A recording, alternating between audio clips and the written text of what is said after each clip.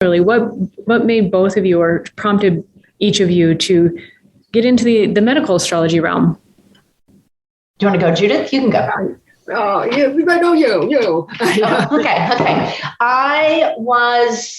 Like almost every astrologer, we were all fiddling with it as children. My mom's best friend was an astrologer and kind of introduced me to it at a really young age. But when I started studying naturopathy in Australia, formally in my early 20s, I started formally studying astrology at the same time, and which was really exciting because I'd been kind of traveling nonstop for the last 4 or 5 years before that. And I was like, I can finally study both of these things. And as I was studying naturopathy, I was really frustrated because people were graduating and they were off doing traditional Chinese medicine afterwards, or they were off doing Ayurveda. And I was like, well, our system in the West is just as old, and it goes back, ancient Greece and further back. And I was like, where is our system of the elements and things like that?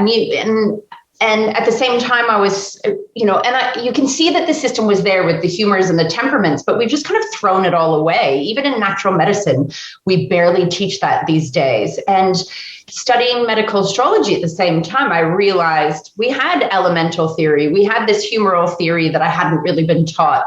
And then I learned medical astrology actually existed as a vein of astrology. And I was like, oh my gosh, this is the system that I've been looking for, because I'm a really systematic list-based person. And I fell in love with it. And so I was studying regular astrology formally, and self-teaching medical astrology, because there were no medical astrologers where I was studying at the time. So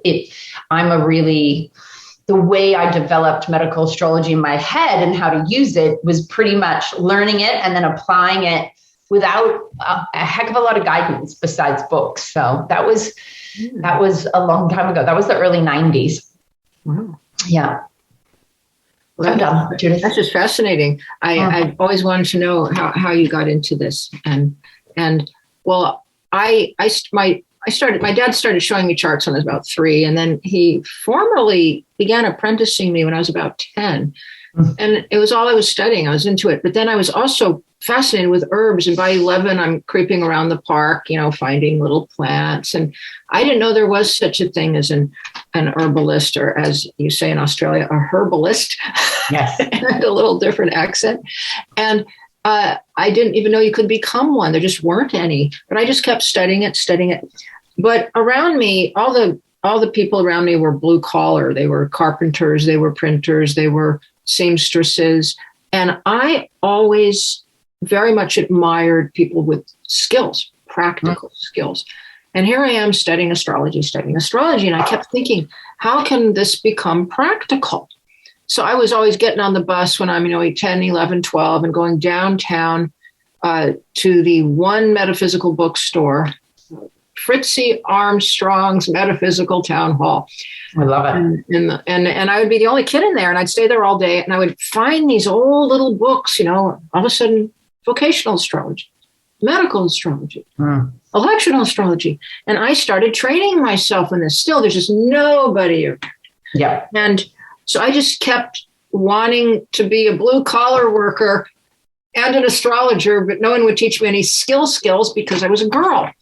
It was terrible. And so I just thought, well, I'm just going to get as good as I can and learn every practical skill.